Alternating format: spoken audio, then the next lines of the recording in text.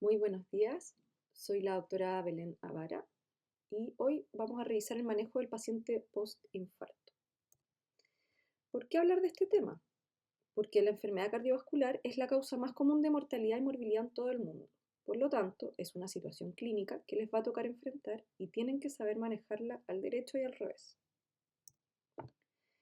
Algunas definiciones importantes, esto yo creo que ya lo vieron, pero siempre es bueno reforzarlo, porque si vamos a hablar de infarto tenemos que recordar conceptualmente qué significa. Entonces, síndrome coronario agudo no es lo mismo que infarto agudo al miocardio ni elevación de troponinas. Si bien están relacionados y pueden sobreponerse, no son sinónimos. El síndrome coronario agudo es, como su nombre lo dice, ¿cierto?, un síndrome clínico, por lo tanto comprende un conjunto de signos y síntomas que pueden o no acompañarse de elevación de biomarcadores o cambios eléctricos. El infarto propiamente tal es la necrosis de cardiomiocitos en el contexto clínico de isquemia miocárdica aguda, y esa necrosis, ¿cierto?, la vamos a identificar por la elevación de biomarcadores. Pero la elevación aislada de troponinas tampoco necesariamente implica que es un infarto agudo del miocardio. Hay distintos mecanismos de daño miocárdico que producen la liberación de troponinas y esto, como les digo, es importante que lo sepan. No toda elevación de troponina es sinónimo de infarto. No todo síndrome coronario agudo es infarto. Pero el infarto requiere, ¿cierto?, la presencia de isquemia miocárdica, que se puede manifestar, como ustedes ya lo vieron, de distintas formas, ¿cierto?, clínicas, eléctricas, imagenológicas, etcétera, asociada a la evidencia de necrosis de cardiomiocitos que va a estar representada, ¿cierto?, por la elevación de biomarcadores. Dicho eso, deben saber que van a haber distintos escenarios clínicos de los pacientes que han sufrido un infarto al miocardio. Puede ser con o sin supradesnivel del segmento ST, hay distintos tipos de infartos, ¿cierto? El tipo 1, tipo 2 hasta el tipo 5. Pacientes pueden estar revascularizados o no. La revascularización se puede realizar vía quirúrgica como percutánea, etcétera. Es un grupo heterogéneo de pacientes. Y esta presentación abarca los cuidados post-infarto, refiriéndonos principalmente al infarto tipo 1, es decir, aquel que se produce por eventos aterotrombóticos, indistintamente del resto de los factores que pudieran variar. Incluye tanto aquellos con, sin supra, etcétera. Pero es importante que eso esté claro. Ahora, en la heterogeneidad de este grupo de pacientes hay elementos comunes en el manejo posterior a un evento coronario. Debemos estratificar el riesgo de los pacientes, hacer prevención secundaria y pensar, reconocer y manejar las posibles complicaciones que pudiesen presentar a largo plazo. Esto es transversal a todos los pacientes y de esos temas se trata fundamentalmente esta presentación. Respecto de la estratificación de riesgo, es importante saber riesgo de qué estamos hablando, y es el riesgo de presentar un nuevo evento y el riesgo de morir. Y aquí podemos ver que hay varios elementos que nos permiten hacer esta estratificación de riesgo. En primer lugar aparece aquí la edad, que es el factor pronóstico más importante para mortalidad después de un infarto. Habitualmente los pacientes mayores reciben un tratamiento menos intensivo. En segundo lugar está la evaluación de la función ventricular izquierda. Hay otros indicadores como biomarcadores, los cambios eléctricos, la inestabilidad eléctrica, la localización del infarto, siendo habitualmente de mayor riesgo los infartos anteriores, que dependen de la circulación de la arteria descendente anterior. Y otro factor a considerar es la evaluación de la isquemia residual, que antes era algo muy importante porque había un gran porcentaje de pacientes que no se estudiaban con estudio coronario y no se revascularizaban, y esto llevó a el desarrollo de distintas técnicas para evaluar quiénes de estos pacientes ameritaban estudio coronario o no. Sin embargo, también aplica para el manejo para definir, ¿cierto?, el manejo de vasos no culpables del infarto, en pacientes que tengan enfermedad significativa, y básicamente consiste en la demostración de isquemia inducible, ya sea con un estrés físico o farmacológico. ¿Y con qué tipo de exámenes se puede hacer esta evaluación de la isquemia residual? Con test de esfuerzo submáximo, ecocardiografía de estrés, prueba de medicina nuclear y resonancia nuclear magnética cardíaca. Por si lo leen, lo escuchan, para que sepan de qué se trata este concepto. Y hay otros factores adicionales que se relacionan con peores resultados, como lo son la insuficiencia renal, el mal control metabólico y la presencia de anemia. Ahora, me quiero detener un poco en la evaluación ventricular izquierda porque es el segundo factor más importante después de la edad. Se sabe que hay una relación inversa entre fracción de eyección y mortalidad. Por lo tanto, a menor fracción de eyección, mayor mortalidad. Y esta tabla es del registro argentino de infarto y es de mortalidad, si bien intrahospitalaria, pero fíjense el dramático aumento de la mortalidad en pacientes con fracción de eyección menor al 30%. Además de mayor mortalidad hospitalaria, tienen más frecuencia de reinfarto, más paro cardiorrespiratorio, más posibilidad de desarrollar insuficiencia cardíaca y mayor proporción de fibrilación auricular, como aparece ahí. Y además, la fracción de eyección es el factor predictor más potente para el desarrollo de muerte súbita postinfarto. Por lo tanto, es muy importante evaluar la función ventricular y que sepan que a menor fracción de eyección hay mayor mortalidad. Ahora, ¿cómo evaluamos esto? Principalmente con ecocardiografía. Esa va a ser la herramienta que vamos a tener disponible y que vamos a utilizar en todos los pacientes para evaluar la fracción de eyección. Está ampliamente disponible y permite además evaluar de la función ventricular otras cosas como la extensión del infarto, las válvulas y la presencia de complicaciones. Además, es una herramienta fundamental en el seguimiento para evaluar el remodelado y los cambios en la fracción de eyección. Ahí tenemos una foto del cálculo de fracción de eyección por eco. Entonces, todos los pacientes deben irse de la hospitalización con un ecocardiograma realizado. Existen otros métodos para evaluar la función ventricular, como la ventriculografía, que se hace en el momento en que se realiza el estudio coronario, y la cardioresonancia. La cardioresonancia no solamente es el gold estándar para evaluar fracción de eyección, sino que también da información adicional. Por lo tanto, nos permite evaluar volúmenes ventriculares, compromiso transmural de las lesiones, la extensión, la viabilidad y la microcirculación. Por lo tanto, es una herramienta que, si bien no es lo que usamos de primera línea, es importante que sepan que existe y que nos aporta con información adicional. Por lo tanto, en ocasiones lo vamos a usar como método complementario a la ecocardiografía. Ahora vamos a pasar al segundo pilar, que es la prevención secundaria. La prevención secundaria tras un infarto agudo al miocardio es fundamental para mejorar la calidad de vida y disminuir la morbimortalidad. Y el tratamiento debe iniciarse lo antes posible tras el evento inicial. Sabemos que entre un 6 a un 8% de los sobrevivientes de un infarto van a tener un reinfarto durante el primer año con una mortalidad mayor que la población general. Y esto que se señala de iniciarlo lo antes posible es importante porque justamente en la fase aguda, cuando el paciente y la familia están más motivadas, y ahí uno puede enfatizar en la importancia del control adecuado de los factores de riesgo cardiovascular. Ahora, ¿qué es la prevención secundaria? Son todas las acciones que están orientadas a disminuir la aparición de nuevos eventos cardiovasculares y la mortalidad que esto tiene asociada. Y esto es un poco lo que vamos a ir viendo, pero con esta diapositiva quiero recalcar la importancia de involucrar y educar al paciente en el manejo de su enfermedad.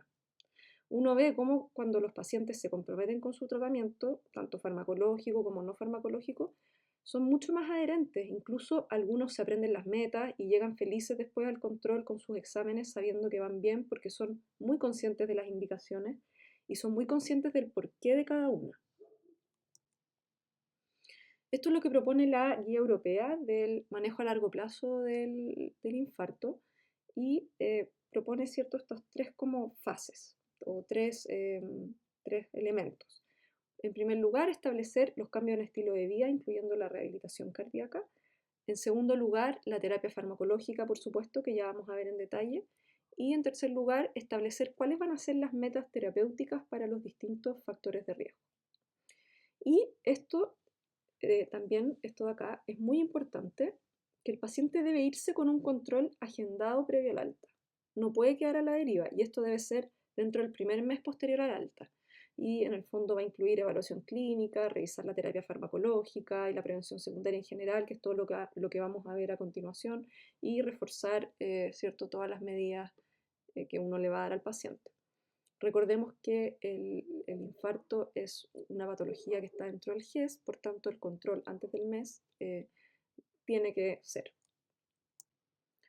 El estilo de vida saludable es un tema que abarca varias aristas, como pueden ver acá, el cese del tabaquismo, llevar una dieta adecuada, realizar ejercicio regular, tener un peso saludable, ¿cierto? Un IMC en rango y el apoyo psicosocial. Y estos son algunos de los temas que vamos a ir viendo a continuación. Se sabe que el tabaquismo duplica la tasa de reinfarto y muerte después de un infarto. Por lo tanto, las medidas para promover el abandono del tabaco son una prioridad. Además que produce vasoespasmo, reduce la eficacia de la terapia con beta bloqueadores y tiene muchos efectos deleterios. ¿Y en qué consisten las medidas para promover el abandono? Por una parte está la consejería y el apoyo conductual, y por otra parte las intervenciones farmacológicas, dentro de las cuales podemos encontrar los sustitutos de la nicotina, que no están recomendados en fase aguda, que pueden venir en distintas presentaciones como parches transdérmicos, chicles, aerosoles, el bupropion y la vareniclina, que es es un agonista parcial de los receptores nicotínicos, que en realidad, al menos en Chile, hasta donde yo sé, no está disponible. Y respecto de los cigarros electrónicos, se deben tomar precauciones con el uso de ellos, ya que la evidencia actual indica que pueden ser perjudiciales para la salud cardiovascular. Aumentan la rigidez arterial, aumentan la frecuencia y la presión arterial y producen disfunción endotelial, que sabemos es clave en la fisiopatología de la aterosclerosis. En relación a la dieta, y estas son las recomendaciones de la Guía de Prevención Europea del 2021, se recomienda adoptar una dieta mediterránea o similar. Esto significa con abundantes productos vegetales como frutas, verduras, legumbres, frutos secos, priorizar el consumo de aceite de oliva, evitar las grasas saturadas, reducir el consumo de sal, alcohol, azúcares y promover, ¿cierto?, el consumo más bien de pescado y poca carne rojas y lácteos. Eso es fundamentalmente lo que se recomienda como dieta saludable. Respecto al ejercicio, el entrenamiento físico es una parte fundamental de la rehabilitación cardíaca integral. El acondicionamiento cardiorrespiratorio es un predictor pronóstico no solamente en los pacientes que han sufrido infartos, sino también en la población general. ¿Y qué se recomienda? Una combinación regular de ejercicio aeróbico y ejercicios de resistencia. En relación al apoyo psicosocial, se sabe que los síntomas depresivos están presentes casi en la mitad de los pacientes en los primeros 3 meses post-infarto, y que en pacientes con cardiopatía se duplica el riesgo de ansiedad y trastornos del ánimo. Por tanto, es algo que es bastante habitual y está muy subdiagnosticado. Y esto, ¿por qué es importante? Porque la depresión se considera un factor de riesgo independiente para el aumento de la mortalidad. Por lo tanto, ¿qué se recomienda? Que el paciente, antes de irse de alta, tenga una evaluación de su estado mental y sea derivado a apoyo psicológico si es que este está indicado. Ahora vamos a pasar a otro ítem dentro de la prevención secundaria, que es un gran tema, que es el tratamiento farmacológico. Como vemos acá, incluye varios elementos, fundamentalmente el tratamiento hipolipemiante, el tratamiento antitrombótico, el uso de beta bloqueadores y de inhibidores de la enzima convertidora de angiotensina. Hay otros tratamientos farmacológicos, como por ejemplo los antagonistas de la aldosterona o los bloqueadores de canales del calcio, que no son de primera línea, ya son tratamientos que se van a adicionar en prevención secundaria en ciertos grupos de pacientes. Por ejemplo, los antagonistas de aldosterona en el subgrupo de pacientes con fracción de eyección menor a 40%, o por ejemplo en el setting de pacientes hipertensos, sobre todo en hipertensión resistente. Y de los bloqueadores de canales del calcio, sabemos, ¿cierto?, que como ya dije no son de primera línea, hay que tener especial cuidado con los bloqueadores de canales de calcio como verapamilo o diltiazem, que están contraindicados en pacientes con disfunción ventricular. Y en realidad su setting va a estar dado principalmente en pacientes con angina refractaria. Y mencionar también las inmunizaciones, porque tenemos que recordar que los pacientes con cardiopatía son pacientes de mayor riesgo y las infecciones en general y en particular las infecciones respiratorias pueden precipitar la ocurrencia de eventos cardiovasculares. Por lo tanto, los pacientes deben recibir vacunación anual para influenza y cada 5 años para neumococo. Entrando entonces en la terapia farmacológica, vamos a hablar primero de la terapia hipolipemiante. ¿Y por qué vamos a hablar de los lípidos? Porque sabemos que en la enfermedad coronaria el proceso aterogénico es la principal causa de la enfermedad isquémica del corazón, siendo el más importante factor el LDL. ¿Y por qué? Porque sin LDL no se produce aterosclerosis. El LDL oxidado entra al macrófago, ¿cierto? Y estos empiezan a formar la placa aterosclerótica. Aquí vemos una placa rota con un gran núcleo lipídico y esto también es importante porque la composición de la placa es otro elemento clave en este proceso fisiopatológico.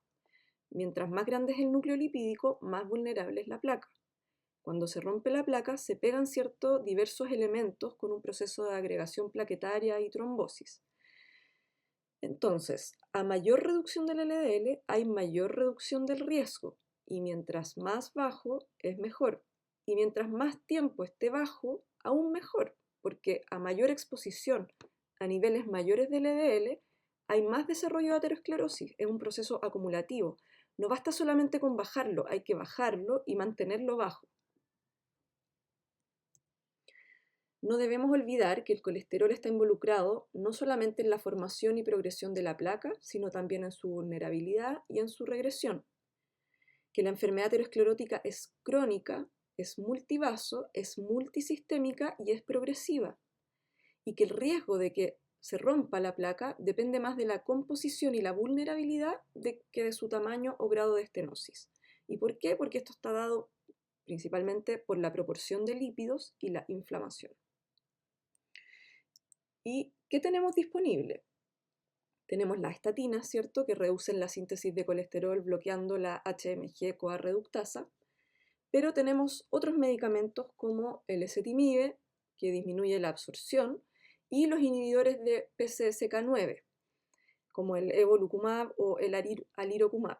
Estos, la PCSK9 es una enzima que disminuye los receptores del LDL en el hepatocito, por lo tanto aumenta el LDL circulante. Y estos inhibidores, que son anticuerpos monoclonales, bloquean esta enzima PCSK9, por lo tanto disminuyen el LDL.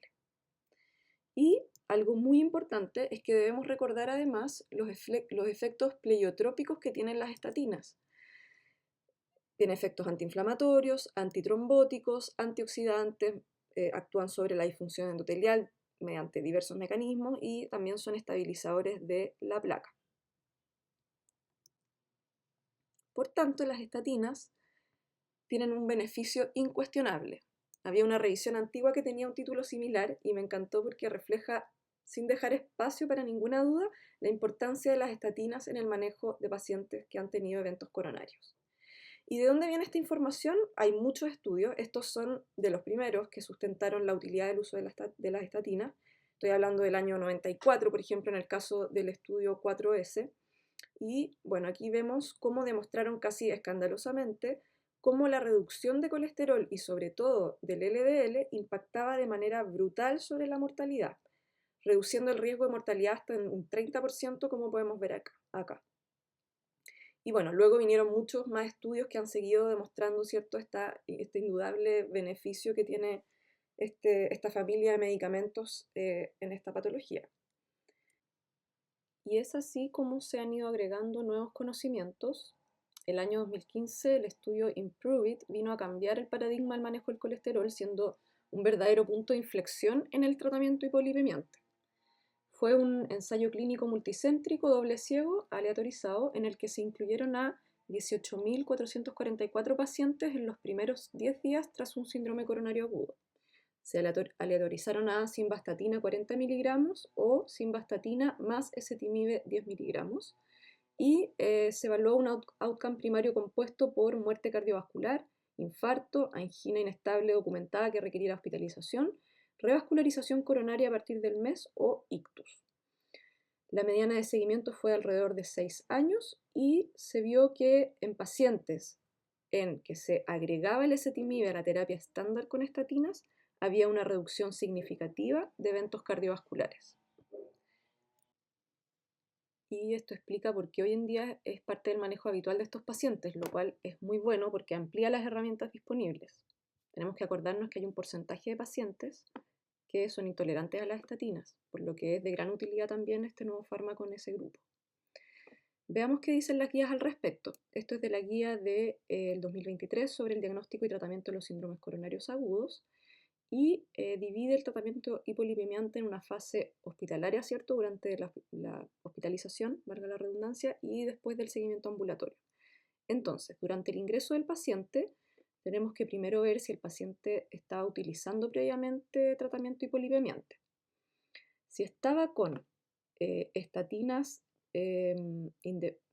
si estaba sin tratamiento hipolipemiante, independiente de los niveles de LDL, se debe iniciar tratamiento intensivo con estatinas. Esto significa atorvastatina 80 miligramos o su equivalencia. Si el paciente estaba con tratamiento con estatinas, pero de baja intensidad o de baja potencia, independiente también de los niveles de LDL, o sea, por ejemplo, el paciente que estaba con atorvastatina 20 miligramos, se debe cambiar el tratamiento a un tratamiento intensivo con estatinas, o sea, subir la atorvastatina a 80 miligramos. Ahora, si el paciente ya estaba con tratamiento previo y estaba con estatina en dosis máxima, nos vamos a ir a fijar en los niveles de LDL. Si estos están en 55 miligramos por decilitro o menos, vamos a mantener el tratamiento. Si no es así, hay que añadir ezetimibe. Ahora, si el paciente ya estaba con tratamiento máximo tolerado con estatinas y ezetimibe y nuevamente la meta de LDL, que es de 55, está ya alcanzada, se mantiene el tratamiento, y si no es así, se añade un inhibidor de PCSK9. Luego se va a ir de alta al paciente con el tratamiento que definimos según lo que vimos recién y lo vamos a ver a las 4 o 6 semanas con un perfil lipídico. Y nos vamos a ir a fijar, ¿cierto?, nuevamente en qué niveles de LDL tiene. Si estos están menores a 55 miligramos por decilitro, vamos a mantener el tratamiento. Si no es así y el paciente estaba solo con estatinas, vamos a añadir ezetimibe. Si el paciente ya estaba con estatinas y ezetimibe, vamos a añadir un inhibidor de PCSK9. Y luego vamos a volver a ver al paciente a las 4 o 6 semanas después, vamos a reevaluar el LDL y si ya estando con tratamiento máximo con estatinas y ezetimibe y sigue fuera de metas, vamos a añadir un inhibidor de PCSK9. Entonces estos van a ser como los 3 grandes grupos farmacológicos que vamos a tener disponibles y es fundamental que el tratamiento y el escalar en este tratamiento sea agresivo, intensivo, para poder alcanzar lo más rápido posible la meta de LDL. Otro aspecto relevante en la prevención secundaria farmacológica es el tratamiento antitrombótico.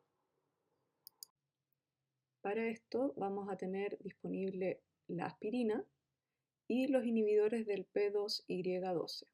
Hay varios, como aparece ahí. El clopidogrel es el más ampliamente disponible en Chile, pero también está el prasugrel y el ticagrelor, que es importante que sepan que existen, también los tenemos y que son más potentes.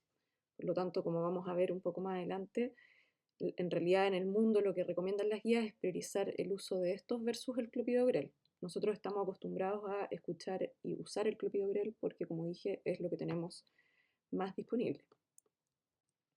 El tratamiento antiagregante, entonces, es imprescindible para los pacientes con infarto después de la angioplastía. En general, se recomienda la doble antiagregación plaquetaria con un inhibidor potente del P2Y12 como prasugrel o ticagrelor, como les decía, además de la aspirina durante 12 meses, independientemente del tipo de stent implantado, ya sea medicado o no. En algunas situaciones clínicas, la duración de la doble antiagregación plaquetaria se puede disminuir a menos de un año o prolongar a más de un año o modificar. Esto significa cambiar el tipo de antiagregante que estamos usando o desescalar en el tratamiento. ¿Y de qué va a depender esto que estábamos recién mencionando de la duración o el desescalaje, etcétera? Va a depender del riesgo isquémico versus el riesgo hemorrágico. Este es un concepto muy importante. ¿Y de qué dependen estos riesgos? De factores tanto clínicos del paciente como del procedimiento en sí. Para esto se han desarrollado varios scores que nos permiten, en el fondo facilitan la toma de decisiones porque la estratificación del riesgo isquémico y el riesgo hemorrágico, el balance entre estos riesgos, es esencial para tener el mayor beneficio terapéutico. Entonces, el riesgo isquémico se va a evaluar, ¿cierto? O se va a definir como riesgo isquémico alto en la presencia de enfermedad coronaria compleja, que son pacientes con enfermedad multivaso o compromiso del tronco o con oclusiones crónicas totales o calcificaciones severas, y que además tengan algún criterio de los que aparecen en esta tabla. Estos criterios pueden ser tanto potenciadores de riesgo, que son factores más bien propios del paciente, como por ejemplo pacientes con diabetes, que tengan infartos recurrentes, que tengan enfermedad vascular a otros niveles, que tengan enfermedad coronaria prematura, enfermedad inflamatoria sistémica concomitante o falla renal previa. O bien aspectos técnicos que tienen que ver con cosas que en realidad no es necesario que ustedes se las sepan, pero que sepan que existen y que son elementos que se consideran a la hora de definir que un paciente tiene un riesgo isquémico o trombótico alto, que como concepto general son habitualmente pacientes con requerimientos de muchos stent o con stent muy largos o con pacientes que hacen recurrencias de eventos a pesar de estar bajo tratamiento antiplaquetario o otros factores que son similares a los de la enfermedad coronaria compleja. Y respecto del riesgo hemorrágico, existen también muchas herramientas disponibles para evaluarlo. Hay varios scores. El Precise DAPT es uno de ellos, que es de los más utilizados. Se calcula en base a 5 factores, que son los que aparecen acá: hemoglobina, edad, leucocitos, función renal y el antecedente de sangrado que haya requerido atención médica. Y si este puntaje es menor a 25, se califica como paciente de bajo riesgo hemorrágico, y si es mayor o igual a 25, alto. Y existen también, a mí me gustan estos criterios, que son los criterios ARCHBR, es una sigla de dónde vienen, que establece criterios mayores y menores, que permiten también establecer cuando hay alto riesgo hemorrágico. ¿Y esto cuándo se considera? Cuando hay al menos un criterio mayor o dos criterios menores. Y aunque los scores de riesgo no deben reemplazar el juicio clínico, es importante conocerlos porque son herramientas útiles, ¿cierto?, que nos ayudan a optimizar las decisiones terapéuticas que muchas veces no son muy simples. Entonces, ¿qué hacemos para reducir el riesgo de sangrado en los pacientes que tienen riesgo hemorrágico alto? Hay dos opciones: acotamos la duración de la terapia antiagregante dual o desescalamos. Entonces, pacientes con riesgo hemorrágico alto, se puede considerar la monoterapia con aspirina o con un inhibidor del P2Y12 después de un mes de doble antiagregación plaquetaria. O sea, deben al menos recibir los pacientes un mes, incluso aquellos de alto riesgo hemorrágico. Pacientes que no tengan complicaciones ni riesgo isquémico alto, se puede considerar pasar a un solo antiagregante después de 3 a 6 meses de antiagregación plaquetaria dual. Y si vamos a dejar solo uno, ojalá este sea un inhibidor del P2Y12. Y por otra parte, otra estrategia para disminuir, ¿cierto?, el riesgo hemorrágico es desescalar el tratamiento. ¿Qué significa esto? Cambiar, por ejemplo, de prasugrel o ticagrelor, que son inhibidores más potentes, pasarlos a clopidogrel, o de entrada, ¿cierto?, utilizar aspirina y clopidogrel en vez de los otros como tratamiento, ¿cierto?, antiagregante dual. Entonces, si bien hay grupos de pacientes en que vamos a considerar reducir, acotar o ajustar el tratamiento antiagregante, lo habitual, lo estándar durante el primer año después de un infarto es la doble antiagregación plaquetaria. Las guías sugieren usar preferiblemente prasugrel o ticagrelor más aspirina y después del año mantener como terapia de mantención, ¿cierto? Solamente la aspirina. Resumiendo entonces, y perdón que esto lo repita tanto, pero es importante que lo sepan muy bien, en la terapia de mantención de un paciente que ha tenido un infarto, la aspirina está recomendada para todos los pacientes. ¿Cuánto? 75 a 100 miligramos al día y esto a largo plazo, o sea, habitualmente es para siempre. Se debe utilizar además un inhibidor de P2Y12 durante el primer año, salvo, ¿cierto?, en los escenarios que consideramos. Entonces, primer año postinfarto, aspirina más inhibidor del P2Y12 como clopidogrel, que es lo que más utilizamos, aunque se recomienda preferiblemente prasugrel o ticagrelor.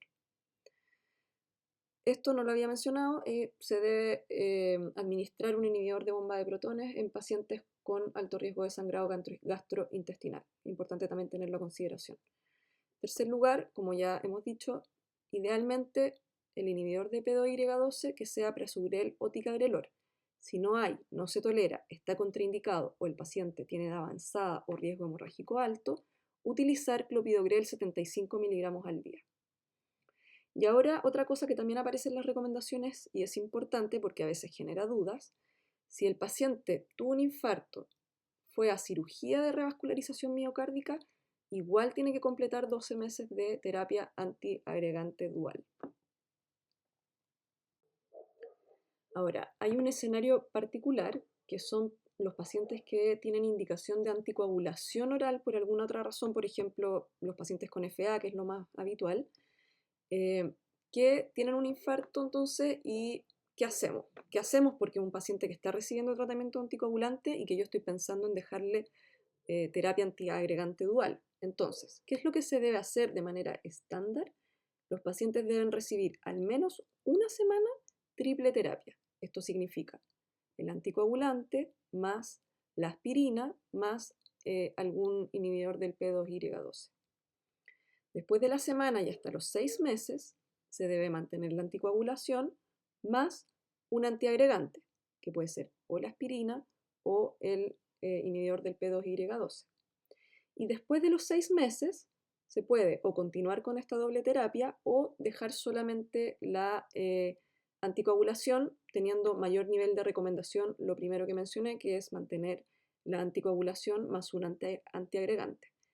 Y ya después de un año se debe dejar solamente monoterapia con el anticoagulante. Ahora, recordando, ¿cierto?, que conversamos que existían pacientes con riesgo hemorrágico alto, también existen pacientes con riesgo isquémico alto. Y en pacientes con indicación de anticoagulación que tienen un infarto y que tienen además riesgo isquémico alto, se puede considerar mantener esta triple terapia hasta el mes y luego bajarse después del mes a doble terapia y ya después del año mantener solamente anticoagulación.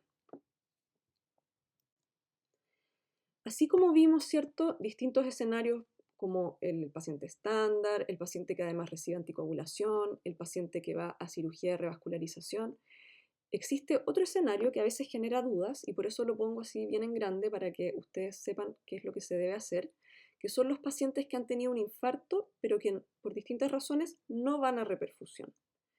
¿Qué se hace con estos pacientes? Igual deben recibir un tratamiento con un inhibidor de P2Y12 más aspirina durante 12 meses, salvo en riesgo hemorrágico alto. O sea, si no fue a revascularización, el paciente igual se doble antiagrega durante un año. Respecto del uso de betabloqueadores, se sabe que tienen efectos antiisquémicos, antihipertensivos, antiarrítmicos y que disminuyen el estrés en la pared del ventrículo izquierdo. Disminuyen el riesgo de muerte súbita, de muerte cardiovascular en general y de infarto. Y disminuyen alrededor de un 20% los eventos cardiovasculares post-infarto. Está archidemostrado que son muy útiles y necesarios en el manejo de estos pacientes. Se deben iniciar lo antes posible en pacientes que ya estén hemodinámicamente estables. ¿Y qué beta bloqueador usar? Porque existen muchos, como ustedes deben saber. La verdad es que se deben preferir los beta bloqueadores sin actividad simpático-mimética intrínseca, porque los que tienen actividad simpático-mimética intrínseca actúan como agonistas adrenérgicos parciales, por lo tanto tienen menos efecto en disminuir la frecuencia cardíaca. La meta va a ser una frecuencia menor a 70 latidos por minuto y la principal limitación, la frecuencia cardíaca, ¿cierto? Pacientes que basalmente tienen frecuencias cardíacas bajas, la insuficiencia cardíaca congestiva descompensada y la hipotensión. Existen distintos perfiles de beta bloqueadores, algunos con, o sea, que son cardioselectivos, otros que no, y va a depender un poco de cada paciente qué beta bloqueador vamos a usar y también obviamente de la disponibilidad que tengamos. El beneficio clínico de los beta bloqueadores postinfarto está muy claro en los pacientes con fracción de eyección reducida, pero su beneficio está un poco menos claro o establecido en pacientes que tienen FEBI sobre 40. Sin embargo, habitualmente lo indicamos a todos los pacientes. ¿Y hasta cuándo? La verdad que hasta la fecha no existe suficiente evidencia para definir una duración como establecida, así que en general, bueno, salvo en los pacientes obviamente con disfunción ventricular que se ocupan como parte del tratamiento de manera permanente, ¿cierto? Sin embargo, habitualmente los pacientes se mantienen con terapia beta bloqueadora de por vida. ¿Qué dice la guía? Recomienda el tratamiento con bloqueadores beta para pacientes con infarto y FEBI menor o igual a 40%, independientemente de los síntomas de insuficiencia cardíaca, pero como ya mencioné, igual lo recomienda, solo que con menos nivel de evidencia, en el fondo para todos los pacientes que han tenido un síndrome coronario agudo, independientemente de la fracción de eyección. Respecto de los inhibidores del sistema renina-angiotensina-aldosterona, o sea, los IECA o ARA2, se sabe que disminuyen el remodelado ventricular, el desarrollo de insuficiencia cardíaca y la mortalidad. ¿Qué es este concepto de remodelado? Es algo importante que ustedes conozcan, que es un proceso complejo en el que influyen muchos factores que llevan finalmente al adelgazamiento y la dilatación de la porción afectada por el infarto, que finalmente pierde completamente la capacidad contráctil. Estos medicamentos se deben usar en todo paciente posterior a un infarto y tienen algunos efectos adversos reconocidos como la tos para los IECA y en general la hipercalemia, la falla renal, la hipotensión y la angioedema, y tienen un efecto teratogénico, por lo tanto no se pueden usar en el embarazo. La guía entonces recomienda IECA y ARA2 en todo paciente postinfarto con FEBI menor a 40% de insuficiencia cardíaca, con la diferencia entre estos dos en que se recomienda el IECA en hipertensión y o enfermedad renal crónica porque tiene efectos adicionales. Sin embargo, al igual que los beta bloqueadores, se debe considerar para todo paciente que ha tenido un síndrome coronario agudo, independientemente de la fracción de eyección. Entonces, en el fondo, como concepto, que se queden con que paciente que ha tenido infarto se debe usar beta bloqueador y un IECA ahora 2, sí o sí si tiene fracción de eyección menor al 40, pero en general, en todos, salvo contraindicaciones, obviamente. Todas estas medidas van a ir orientadas a disminuir el riesgo de volver a presentar un evento. Y dentro de ese objetivo se han establecido metas a alcanzar con las diferentes terapias. Estos números se los tienen que saber y tienen que quedarse con el concepto de que detrás de las intervenciones tanto farmacológicas como no farmacológicas hay metas objetivas, que son las que finalmente han demostrado servir para alcanzar el objetivo, ¿cierto?, de hacer prevención secundaria. Esto ha sido dinámico y han ido cambiando en el tiempo, pero actualmente estas son. Respecto a la presión arterial, que la sistólica sea menor a 130, la diastólica menor a 80 milímetros de mercurio si se tolera, y en mayores de 70 años esto es un poquitito más laxo, ¿cierto? Con una sistólica menor a 140 miligramos o menor a 130 si se tolera. Del colesterol LDL también lo hemos mencionado ya, es importante que sepan que la meta es llevarlo a menos de 55 miligramos por decilitro. Y respecto de la hemoglobina glicosilada, que ésta sea menor a 7%. En honor al tiempo no vamos a ahondar mayormente en la diabetes, que si bien es un factor de riesgo cardiovascular muy importante, no alcanzamos a entrar en detalles, pero Sí quiero mencionar que dentro de las alternativas terapéuticas se ha visto el especial beneficio de los agonistas del receptor de GLP-1. Se ha demostrado que produce ciertas reducciones significativas en la incidencia de eventos cardiovasculares mayores, incluyendo mortalidad, reinfarto, ictus. Me quiero detener acá solo un segundo porque la enfermedad cardiovascular en la mujer ha sido un tema que ha ido tomando protagonismo en los últimos años, y esto por varios motivos.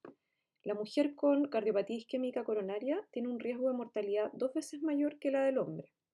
Desgraciadamente, las mujeres han sido subrepresentadas en la mayoría de los estudios clínicos randomizados en prevención secundaria, y hay pocos estudios con análisis específicos de género. Y este artículo, que los invito a leerlo si tienen tiempo, es una revisión de la información en las distintas terapias de prevención secundaria con un análisis género específico.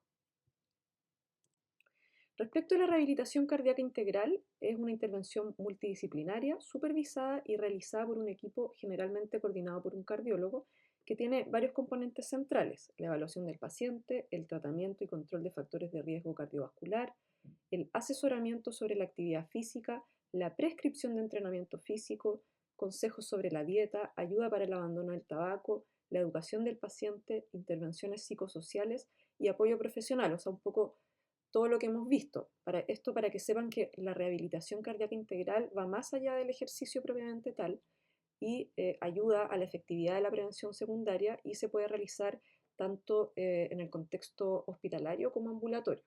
Y creo que es una de las grandes deudas que tenemos todavía en Chile en el manejo de la patología cardiovascular. Y ahora, para ir terminando, respecto de las complicaciones, muy breve, decir que, bueno, primero me quiero referir a complicaciones más bien a largo plazo, porque estamos hablando del manejo posterior de infarto. Son muchas y me voy a detener solo en algunas para mencionar aspectos que me parecen relevantes. Bueno, y como vemos acá, por lejos lo principal y más frecuente es el desarrollo de la insuficiencia cardíaca, que se debe manejar como lo van a ver en la presentación específica de ese tema. Pero hay otras complicaciones que abarcan la presencia de trombos intracavitarios, complicaciones mecánicas, que si bien son más del periodo agudo, igual las puse porque se pueden presentar después de los primeros días, aunque sea menos frecuente, y para que las tengan presentes, ¿cierto?, como parte de las complicaciones del infarto.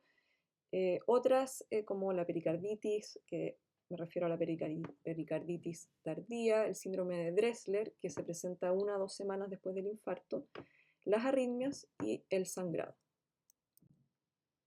Respecto de los trombos intracavitarios, pueden estar presentes hasta en un 6 a un 12% de pacientes luego de un infarto. El mayor riesgo se alcanza las primeras 2 semanas posteriores, y si bien su incidencia ha disminuido por los avances en la reperfusión y en el tratamiento antitrombótico, aún sigue siendo relevante y es más frecuente en los infartos extensos de pared anterior. El diagnóstico es principalmente ecocardiográfico. Como vimos, es súper importante la realización de un ecocardiograma en todo paciente que ha tenido infarto, y en parte es para detectar esta complicación. Y se debe considerar alternativas al eco cuando este no es concluyente, o en pacientes que tienen alto riesgo de trombos en el ventrículo izquierdo, como son aquellos que tienen extensos infartos del territorio de la descendente anterior y que quedan con una zona aquinética en toda la parte apical del ventrículo. Cuando no se ve bien el ápex o queda la duda o se necesita un examen complementario, se puede considerar el eco con contraste o la resonancia. Y el tratamiento del trombo intracavitario es la anticoagulación. Esta se debe mantener al menos 3 a 6 meses con un control imagenológico posterior para definir si suspender o continuar. Y se debe tener presente, obviamente, el riesgo hemorrágico y recordar lo que conversamos de eso en pacientes que están recibiendo terapia antiagregante. Esto es lo mismo que ya dije, pero ordenado en la tabla de la guía de manejo de infarto. Respecto de las arritmias, los pacientes pueden desarrollar una amplia variedad de ellas, tanto supraventriculares como ventriculares. Dentro de las supraventriculares, lejos lo más frecuente es la fibrilación auricular. Su manejo es el habitual y hay que tener especial cuidado en la evaluación del riesgo hemorrágico, porque son pacientes que van a estar habitualmente anticoagulados. Ahora, respecto de las arritmias ventriculares, un paciente que tiene una taquicardia ventricular o una fibrilación ventricular mantenida, Después de las primeras 48 horas del infarto, va a tener indicación del implante de un DAI como prevención secundaria. El valor pronóstico de estas arritmias, las primeras 48 horas, la verdad que no está muy establecido, por lo tanto, las arritmias que van a definir esta conducta son aquellas, como dije, que se presentan después de las 48 horas. En esos pacientes que han tenido una muerte súbita recuperada o arritmias sostenidas, ¿cierto? Vamos a indicarles un DAI. Ahora, como prevención primaria, van a ser aquellos pacientes en clase funcional 2 a 3 con fracción de eyección menor a 35% después de al menos 40 días del infarto. Es lo que dicen las guías, dice que paciente que tenga un infarto con fracción de eyección de menos de 40% antes del alta, se reevalúa esto a las 6 a 12 semanas y ahí se evalúa la necesidad de implantar un DAI. ¿Y cuándo va a estar recomendado? Como prevención primaria, insisto, en pacientes con insuficiencia cardíaca asintomática, con fracción de eyección menor o igual a 35%, pese a terapia médica óptima por al menos 3 meses, y al menos 6 semanas después del infarto del miocardio en pacientes que se estima una esperanza de vida de un mínimo de 1 año. Ahora, ¿qué pasa si el paciente, porque estamos hablando de las complicaciones, ¿cierto? Si un paciente tuvo un infarto y 2 meses después presenta angina. Tenemos que recordar que en la guía del 2019 de síndromes coronarios crónicos hay 6 situaciones clínicas que se presentan más frecuentemente. Y acá caería, ¿cierto?, dentro de estos síndromes coronarios crónicos, la presencia de síntomas en un paciente que ha tenido un infarto. Esto no es materia a discutir en esta presentación, pero es importante que sepan que existen y que abarcan estas distintas situaciones clínicas. Ahora, del seguimiento posalta, tenemos que recordar que el infarto es una patología GES. El control cardiológico debe ser dentro del primer mes y luego cada 3 a 6 meses durante el primer año, y ya luego en pacientes estables que no tengan isquemia se deben controlar en APS con un médico, ¿cierto? Enfermera, nutricionista, y un control cardiológico a nivel secundario cada 6 a 12 meses, que en el fondo sea lo estrictamente necesario. Y a modo de resumen, entonces, consideración en el manejo postinfarto. Recuerden estratificar el riesgo de los pacientes con especial énfasis en evaluar la función ventricular postinfarto. Respecto de la prevención secundaria, que esto abarca tanto cambios en el estilo de vida, tratamiento farmacológico y manejo de los distintos factores de riesgo cardiovascular con sus respectivas metas. Y de las complicaciones, recordar con especial importancia que sepan las indicaciones de implante de DAI tanto para prevención primaria como secundaria. No me gustan las recetas de cocina, pero quiero hacer énfasis respecto del tratamiento farmacológico, que tengan en mente que un paciente infartado reciente, salvo situaciones particulares, en general deben estar con doble antiagregación. Si no la tiene, pregúntense por qué. Es porque está anticoagulado, es porque tuvo algún sangrado mayor, etc. Tienen que estar con estatinas, pedirles si no tienen un perfil lipídico y ajustar el tratamiento según las metas. Y idealmente que también aparte estén con beta bloqueantes e inhibidores de la enzima convertidora de angiotensina, ojalá todos.